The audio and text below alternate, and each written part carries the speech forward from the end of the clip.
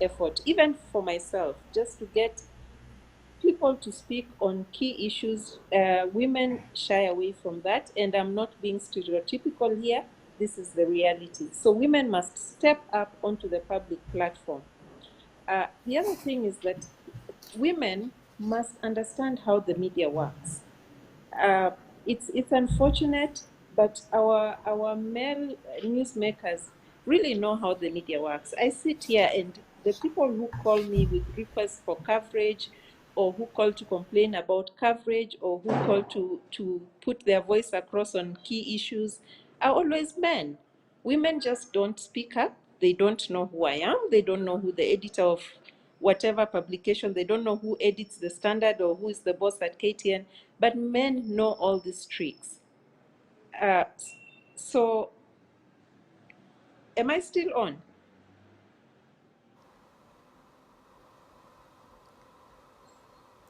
Pamela, yes, you're still on. We can hear you.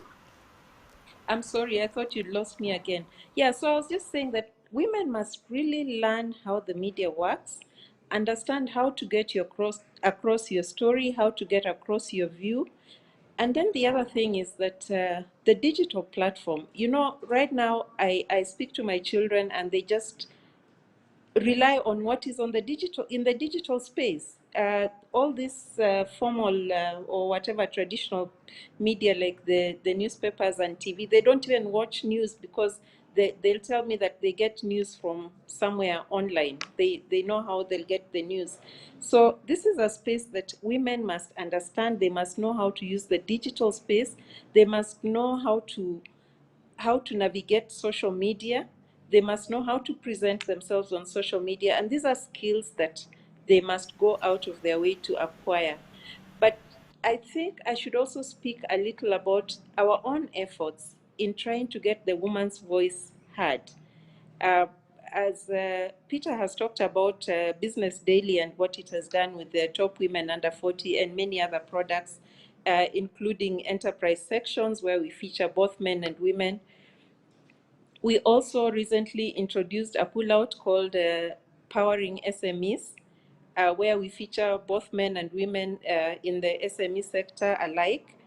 We have Seeds of Gold in our Saturday Nation, again looking at agriculture and what is going on there, and we do not discriminate. So in terms of the media trying to create the spaces for women and for the woman's voice, there's a lot already happening. But I think it takes two to tango, and even as the media reaches out, the women themselves must also step out and be part of this revolution. And something has come to mind about that, and a lot of progress has been done towards elevating the voice of the woman in the media. You've mentioned some of them, Satmag as well, and I'm just wondering, how can we then make this mainstream such that it's not just let's say around International Women's Day, which is coming up, then we'll see hundreds of stories around women, and then it dies off until something else happens or somebody's appointed a CEO. Then we'll see a My Story with You kind of a coverage. How can we mainstream this so that between the news, if it is between 9 and 10 p.m., then the voices of men are heard, but we also have the voices of women from an intentional perspective. Perhaps Peter, you can go, and then Marceline. Uh, I think it's just a conscious effort by editors to go out and look for these stories. These stories are there. It requires an editor to have developed that conscious mind and say, look, I think I need to change the ratio of my news coverage. And if I'm giving micro and small enterprises 60% on prime time, how much of this 60% am I going to give to women? And which women am I looking at? And like I said earlier, I like what Business Daily did in terms of changing the narrative away from the Mama Mboga type of woman as an example because right now we are in the gig economy, and the gig economy is the one that is growing. And that is where opportunities are. So if you want to highlight areas of opportunities, you're going to go there.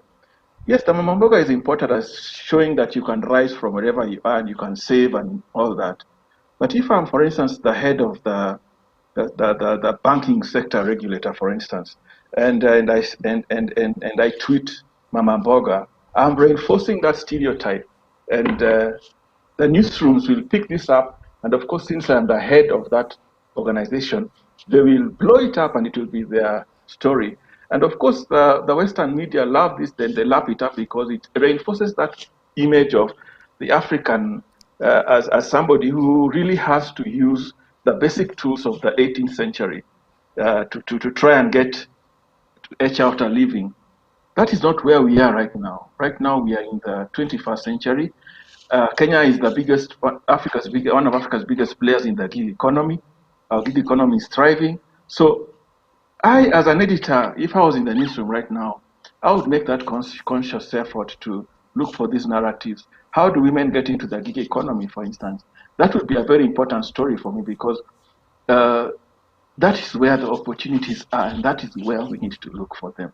So it's just playing with the ratios in terms of what do you want to highlight. Even, for instance, online for the newspapers, it doesn't necessarily have to just to be TV or radio. What do you want to highlight in terms of your lead story? What story are you making prime for readers? Readers follow you, and if they notice that you are tracking the stories where the interests are, and you are putting out the right hashtags for those stories, let me tell you, they will follow you. And women spend more time online than men, and they are more discerning in terms of the content that they look at. Those are studies that have proven this, and it's not just hearsay. So I think this is what we need to look at in terms of going forward, the stories that we are putting out there, how are we structuring them? What ratios are we using? And that is that will be a big step in terms of reorienting the narratives that are out there. Thank you. Thank you, Peter. And I love the words that you've used, being deliberate, making a conscious effort as well in some of these particular decisions. And I've just remembered my newsroom days, especially around election nearing time. And, within the first 5-6 stories of news, for instance, there had to be a balance. Let's say if it was ODM, Jubilee, or whatever, you could not do, 3 ODM stories, 1 Jubilee story. There had to be a deliberate balance. But we're not seeing the same on the business stories. We're not seeing the same, on stories that actually make an economic impact. And Marceline, I'd come to you because the members of your organization are actually women in the newsroom. They're reporters, they're editors. How are they being deliberate? And I know it's a tough battle because it's against a gang of lions in the newsroom, so to speak. But are they being deliberate in making an effort to ensure that the voice of women are heard a little louder? Yes, certainly our members are being very deliberate, and they're really the champions. They are sensitized over a number of years. They're champions in the newsroom, to the extent where sometimes they are branded activists. So we've seen some levels of progress. There are those who write opinion pieces, regularly write opinion pieces on gender issues. But just to add to what Peter has said, is that to bring the women's voices has to be part of editorial policy. That when you are getting experts, at least 1/3 of the experts should be women experts. The women experts are there, and this is consistent with the Article 27 of the Constitution, that at least 1/3 of appointive and elective. So if we are assuming that appointive we have 1/3 of the women, and this is coming up slowly, then these experts who are spokesperson, I know the other challenge normally is that woman allowed to be a spokesperson for that organization? And now we know that there are deliberate efforts. There are women who are cabinet secretaries. There are women in finance. We have women in the Chamber of Commerce. We have women in various, Betty Minor. So we have key women who could consistently add their voices as experts, sources of news, and we just have to make it as part of newsroom culture. But similar to what we are talking about, I know that especially within our politics, the very very structure of politics of our politics, and it is ethnic, and so it's patriarchal. And so when we talk about Western, it's Musalia Mudavadi. When we talk about Nyanza, and in business, this is not the case. And so I feel that it has to be deliberate, it has to be intentional, that the women's voices, so that again, if you have the business page, out of all those stories that are covered, let one story be about, be have a woman as an expert. A week should not pass without seeing the picture of a woman in the business pages. When the photographs, all those, photos are really, really visual and really leave the imprint of the minds of a person. Where everybody just knows Bob Collymore the late. There are people who are just known every day, even children. So we want these women also, their faces. Will it take for Kenyan media to, Peter is back, I'm told, what will it take for our Kenyan media to actually ensure that the voice of the businesswoman is heard, stories of entrepreneurs, female entrepreneurs are heard as well?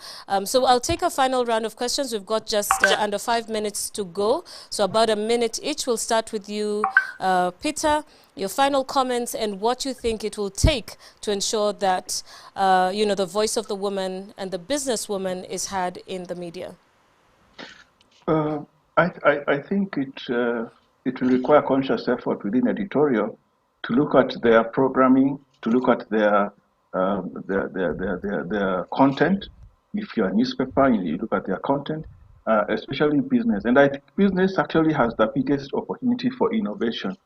There might be some rigidity in other sections, for instance, of a newsroom, but in business, there's opportunity for innovation because business guys can get away with a lot of stuff that the news guys cannot. They can deliberately slant in terms of the weight that they give to certain sectors. Like now we have a problem because, like Terian, you've mentioned, in TV, if you're not covering the stock market and getting those numbers, which honestly nobody on the ground is really interested in, but you are forced to do that because that is what is looking good on air. And you see when those numbers are rolling down the screen, it really looks really nice. And so this one is down, this one is up. But then what is really changing? What kind of stories are you putting out there that are changing lives? And then I think as editors in business, one of the things that we need to do, and if I was in the newsroom right now, that's what I think I would be a champion of, is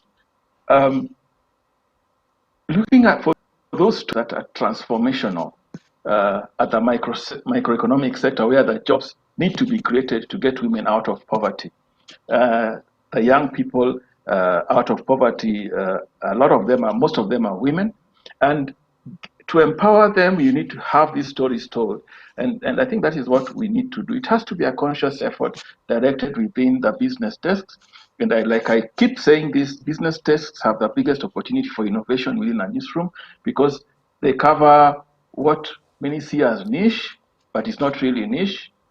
Once you get inside there, you realize it's not really a niche sector.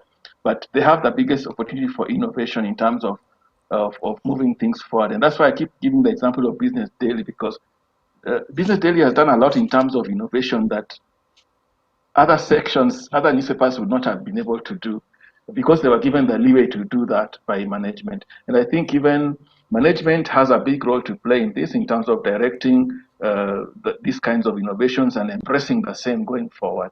Thank you.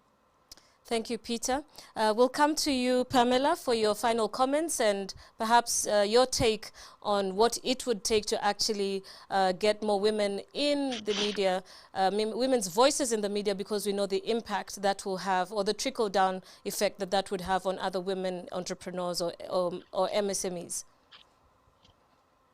Thank you, Terian. I have to say, just like Peter said, it has to be a very deliberate effort. Even as we talk about the journalists going out and deliberately thinking about both men and women as their sources, It will have to start with training. Because of our orientation, our cultural and social orientation, we have always looked at men as the spokespeople. And so it will take training for journalists to understand what is gender sensitive reporting, for example. And then the media must decide that there are certain things that they must do to equal the playing field for both men and women. For example, media houses should set expectation of gender parity on all their platforms, and they must also rectify gender bias in newsrooms and in their coverage. And then they must make a deliberate effort to cover women as key subjects and create stories that empower women. But even more importantly, media must also play a role in terms of tackling representation of women at different levels, including in our own organizations. When you look at the C-suite in Kenya, for example, you don't see that many women as chief executives. And the media has a role to question that status quo, because all that translates into how we cover these women. So I still think that it is a case of both sides giving a bit of everything. And also when media cover, let's say when you present statistics, we must always present that statistics in a sex disaggregated data, so that you're not just saying that there are so many people, but you're talking about the men and the women, because then this way society starts to realize that we both need to have a contribution on everything. So overall, I think that the deliberate step has to be made. And I'll just say, I'm not blowing our own trumpet here, but I'll tell you, for example, at the Nation Media Group, we have a gender desk, which we set up last year. And we've seen the work that this gender desk does in terms of just ensuring that we are mainstreaming issues of women in our everyday news coverage. So we are not waiting for International Women's Day. We have a monthly pull-out that just talks about gender issues, and it's appropriately called The Voice because it's giving a voice to the women. And in addition to that, the gender editor has a role to go through our products and point out any biases to the editors, because we need reminding all the time. And even me as a woman, sometimes, you get carried away because you're looking for the big political story, and you actually do not quite remember how to balance that out. So it's always good when we have somebody else sitting back and looking at our own coverage and telling us, hey, you could have done better here. Why do you have this story that has not a single voice of a woman?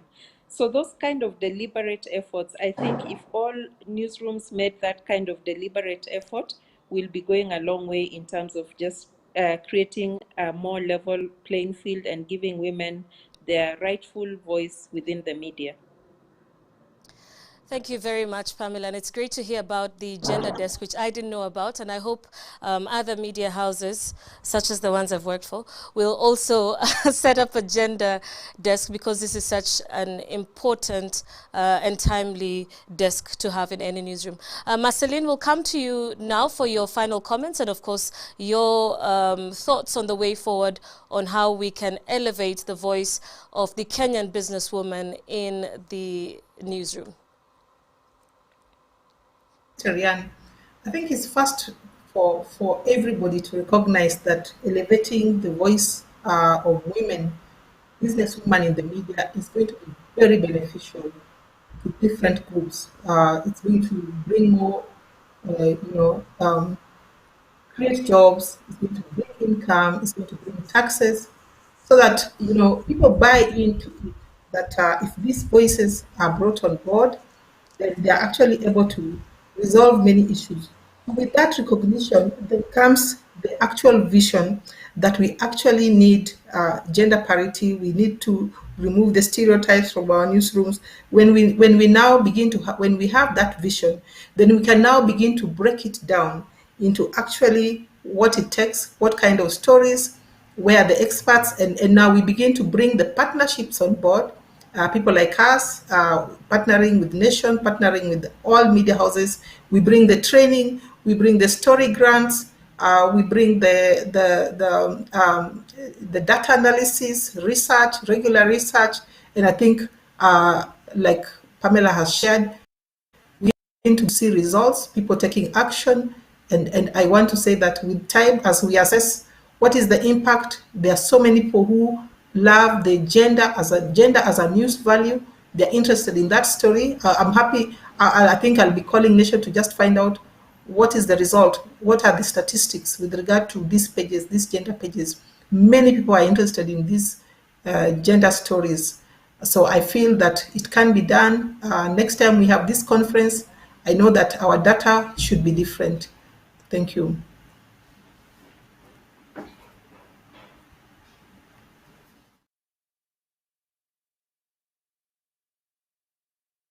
Executive Director, Association of Media Women in Kenya, that's AMWIC, Pamela Sitoni, Editorial Director, Nation Media Group, and Mr. Peter Okongo, Managing Editor, Kenya Yearbook. Thank you all so much for making time to be part of this important conversation. I mean, research shows that women are likely to spend their resources on health, education, investing up to 90% of their earnings in this way compared to just 30 to 40% for men. So you can imagine if there's more money in the hands of our mothers, in the hands of women-led MSMEs, what the trickle down or the butterfly effect of that would be, not just to our GDP, but also to families, and just to get them out of poverty. Hence this conversation this afternoon, which was looking at the role of media in creating visibility of women and economic empowerment. Well, we've also come to the end of today's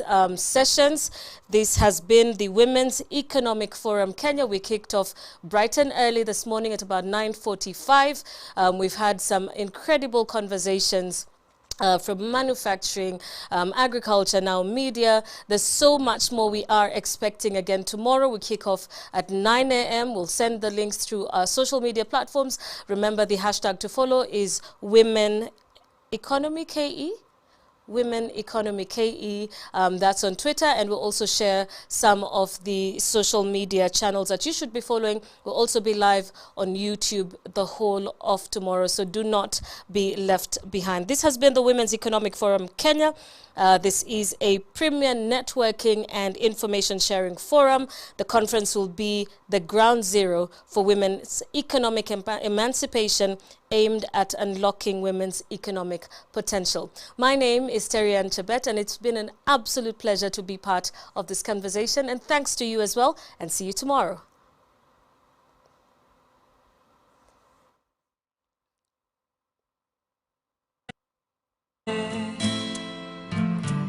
Inahuzunisha angalia macho yake,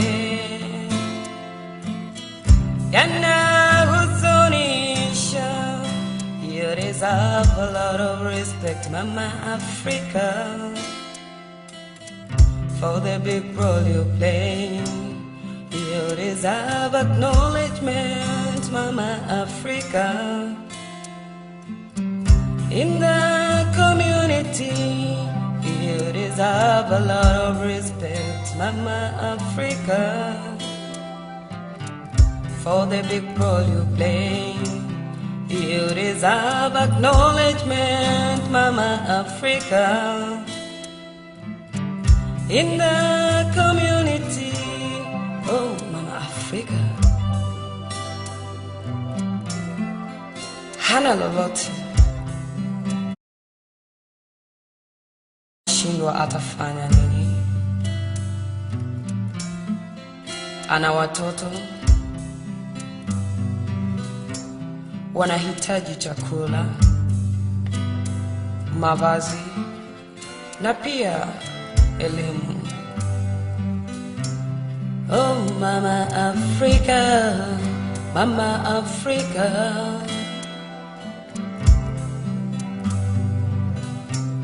Angalia sura yake, inahuzunisha. Angalia macho yake, yanahuzunisha. Angalia sura yake.